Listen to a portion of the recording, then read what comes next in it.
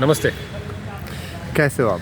नहीं, मैं अच्छा हूँ। मैं बीएचयू में तीसरी बार आया हूँ, तो मुझे अच्छा लगता है यहाँ आकर के। और इस बार अभी आज मौसम भी काफ़ी अच्छा है यहाँ का, लेकिन मेरा तीसरी बार मैं बीएचयू के अंदर आया हूँ।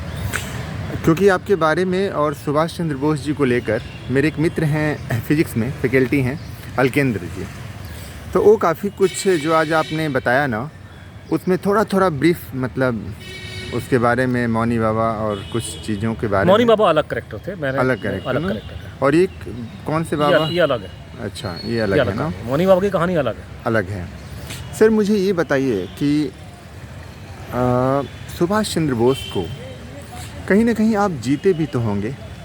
नहीं, आप जितना वो समझ रहे हैं, मैं इतना बड़ा, मैं इतना मतलब ऐसा आदमी नहीं हूँ कि कैसे हम क्या वो उनको महामानव को कौन जी सकता है किसी को। हम लोग, मैं एक छोटा सा एक आप कह सकते हैं कि मैं एक पत्रकार था, और एक एक्सीडेंटली मुझे ये रिसर्च करने को मिला, और उसके बाद करते करते करते करते ये कोई जो आज हो रहा है, ये मैंने प्लानिंग करके नहीं हुआ था कि मैं ऐसे काम के कल को इंटरव्यू दूंगा, ये दूंगा। मेरे को तो पब्लिक स्पीकिंग नहीं आती थी। मैं बाय टेम्परामेंट बहुत शर्मीला किस्म का और बहुत इंट्रोवर्ट किस्म का आती हूँ टेम्परामेंटली। और आपने शायद कई जगह देखा भी होगा कि मैं कैमरे को देख करके बात नहीं करता, मैं मेरी आंखें यहाँ घूमती रहती हैं। तो कई बॉडी लैंग्वेज एक्सपर्ट ने कहा कि इसको, तो मुझे आदत, मैं बस बाय टेम्परामेंट में शर्मीला किस्म का आदमी और इंट्रोवर्ट हूँ मैं। ये मुझे मजबूरी में निकलना पड़ा। तो ये over a period of time धीरे धीरे हम लोग इकट्ठे हुए, और लोग इकट्ठे हुए, बात करते रहे, धीरे धीरे परत दर परत खुलती चली गई। और मैंने भी बीच में कोशिश, मतलब छोड़ दिया सब्जेक्ट को, लेकिन सब्जेक्ट मेरे पास फिर आ गया। तो आप इसको डेस्टिनी कह सकते हैं, उससे ज़्यादा और कुछ नहीं। कि मेरा डेस्टिनी था कि डेस्टिनी ने मुझे ये केस पकड़ा दिया मेरे पीछे। मैं मतलब एक एग्जांपल दूंगा, मतलब उसमें एनोलॉजी दूंगा, लेकिन मुझे पता नहीं, विक्रम और बेताल टाइप कहानी है कि ये मुद्दा एक बेताल की तरह से पॉजिटिव सेंस में मेरे साथ लगा हुआ। तो कोई मैं सोच समझ के ये सब नहीं किया कि 10 साल बाद 20 साल बाद क्या होगा, मैं इतना काम कर रहा हूँगा करके।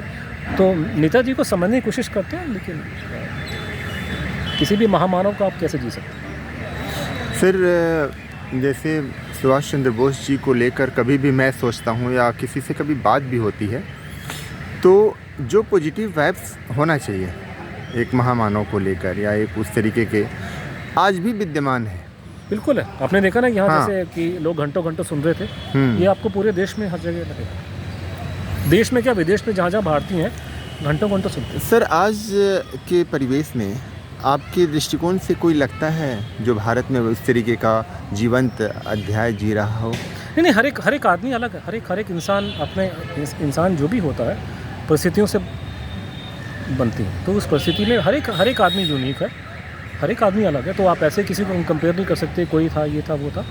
अब जैसे गुमनामी बाबा थे, अगर मैं उनकी बात करूँ, गुमनामी बाबा, तो उन्होंने कहा था कि वो अपने जीवन में 3 को फॉलो करते हैं। तो उन्हें लिखा, जहाँ तक मुझे याद आ रहा है कि उन्होंने कहा था कि धर्म नीति में वो शिवाजी महाराज को फॉलो करते थे, कूटनीति में वो शकुनी को फॉलो करते थे, और ओथ में वो भीष्म पितामह को फॉलो करते थे। तो आप किसी आदर्श को फॉलो कर सकते हैं, उनसे सीख सकते हैं, कर सकते हैं। तो आज इतना बड़ा देश है हमारा, हमारे इतने बड़ी आबादी है देश में, अच्छे नेता हमारे देश में हैं, हर एक फील्ड में है, पॉलिटिकल अलग अलग पार्टीज़ में लोग हैं। तो बहुत अच्छे, बहुत महान भी लोग हैं कई जगह। लेकिन दुनिया में हर एक जो इंडिविजुअल है वो इंडिविजुअल होता है, और तो इट इज़ अनफेयर टू से कि कोई एग्जैक्टली वैसा दूसरा पैदा हो जाए। तो वो होना भी नहीं चाहिए। हर एक आदमी के अलग पॉजिटिव कई अच्छी बातें होती हैं हर एक की। सर एक लेखक गांधी जी रूप की में बहुत अच्छी बातें हैं, गांधी जी की कई चीज़ें हैं जो मुझे पसंद है। एक चाहूँगा कि कुछ बताइए लेखक के रूप में। जैसे काशी हिंदू विश्वविद्यालय में बहुत बच्चे पढ़ते हैं, और बहुतों का एक रुझान रहता है कि हम लेखक हो जाएं। मैं उनको इतना ही बोलूँगा कि जीवन में अगर लिखना है तो फिक्शन नॉवल लिखिए। ओके।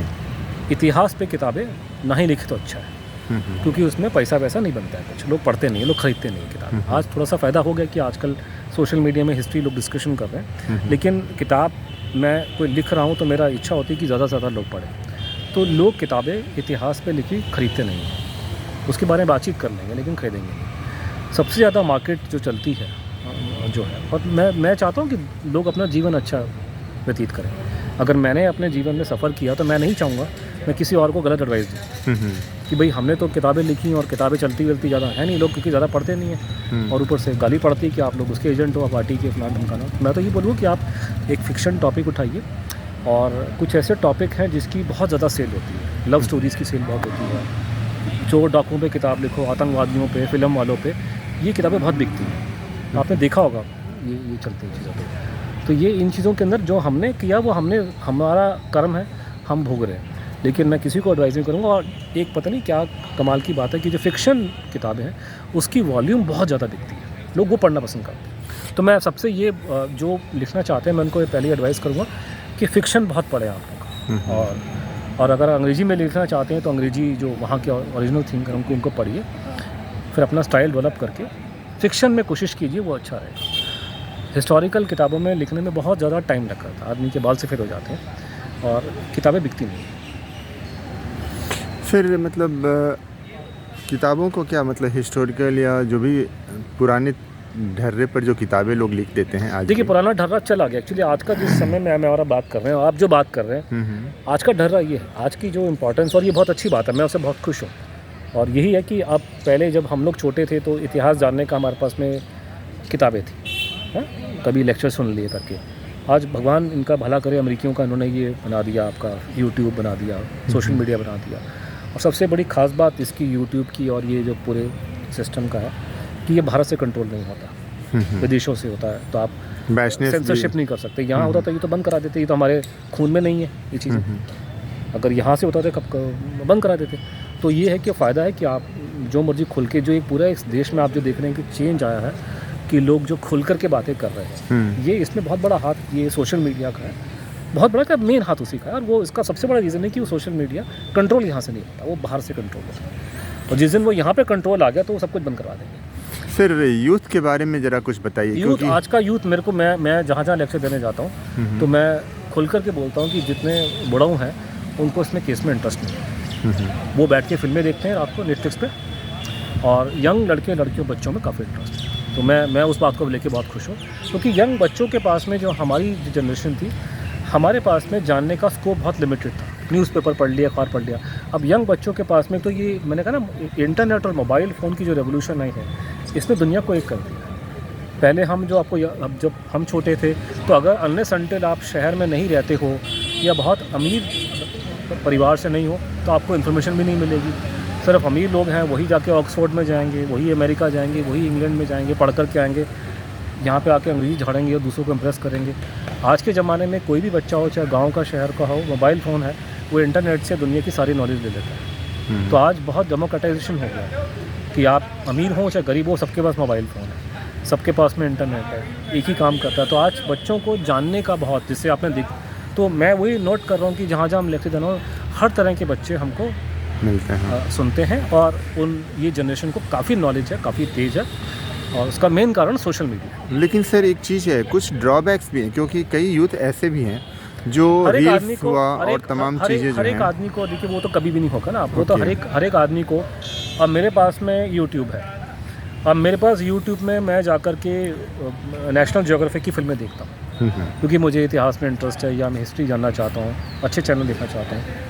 लेकिन ऐसे भी लोग हैं जिनको फड़कम फड़कम देखने का शौक़ है, तो वो जाके देखेंगे। तो वो तो आप 100 में से 100 आदमी तो एक जैसे नहीं होंगे, अलग अलग है। लेकिन एक बहुत बड़ा तबका, जैसे आप देख रहे हैं कि हमारी सोशल मीडिया वगैरह में, और हम तो काशी नगरी में खड़े हैं, हिस्ट्री बहुत ज़्यादा हमारे यहाँ देश में डिस्कस हो रही है। तो लोग इतिहास और हमारे देश के सनातन वैल्यूज़ को डिस्कस कर रहे हैं, और यंग लोग कर रहे हैं। और आप जो मेरा इंटरव्यू ले रहे हैं कैंपस का, सुनने वाले तो यंग लोग ही हैं। मैंने आपको बोला बड़ों को इसमें इंटरेस्ट नहीं है। बड़ों बैठ करके रात को फिल्में देखते हैं नेटफ्लिक्स की, रात को जा करके, उसको उनका टाइम था, उन्होंने ध्यान नहीं दिया चीज़ों पर। अच्छा सर, बनारस हिंदू यूनिवर्सिटी में आप तीसरी बार आए हो? तीसरी बार आए। इसमें कुछ बदलाव देख रहे हो? बदलाव देखिए, जनरली बदलाव मैं सब बनारस की बात नहीं करूँगा। आज थोड़ा सा मेरा बायस है कि मौसम ठंडा है, तो ये पहले शायद मैं इतने ठंडे मौसम में नहीं आता। लेकिन बदलाव ये है कि मैं बनारस में आया था पहली बार जब मोदी जी यहाँ के नहीं थे। ओके। तो बिफोर 2014 मतलब मैंने इससे उस ज़माने में जब मैं, तो मैंने इससे घटिया जगह नहीं देखी उस टाइम पे, इतनी बुरी हालत थी। ओके। और लेकिन जब से, तो अब ये आप तो शायद यहाँ रहते हैं, तो आपको शायद बदलाव नज़र ना आता हो, लेकिन मैं एयरपोर्ट से आया तो शहर साफ़ सुथरा दिखाई दे रहा है। मैंने वो मुझे याद है मैं बनारस में पहले आया था, तो वो गाड़ी मिट्टी साफ़ करने वाली जो गाड़ी होती है जो चलती है फॉरेन कंट्रीज़ में, मैंने दिल्ली में नहीं देखी थी, पहली बार मैंने यहाँ देखी थी।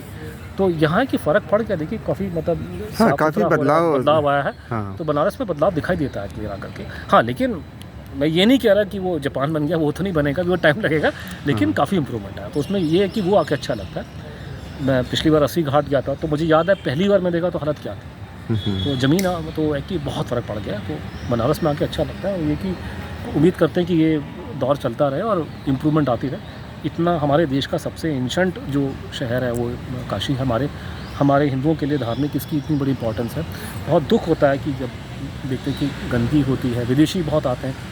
मैं जिस जहाज़ में आया उसमें सारे विदेशी थे, वो सारे टूरिस्ट आते हैं। और कल को अगर यही साफ़ सुथरा होगा, और यहाँ हिस्टोरिकल प्लेसेस बहुत सारे हैं, तो काशी अपने आप में फिर आपके और भी आसपास हैं, तो और लोग आएंगे, और दुनिया आएगी, अंदर के लोग आएंगे, तो सभी के लिए अच्छा रहेगा। तो ये जो पूरी, जैसे फॉर एग्जांपल पूरा जो ये राम टेम्पल का जो मुद्दा होता है कि जो धार्मिक टूरिज़्म जो देश में इंटरनली होगा ना, उसका तो सारा पॉजिटिव, उसमें तो मेरे बोलने की जरूरत नहीं है, तो सारा दुनिया जानती है इसमें। चलिए सर, बहुत बहुत धन्यवाद सर।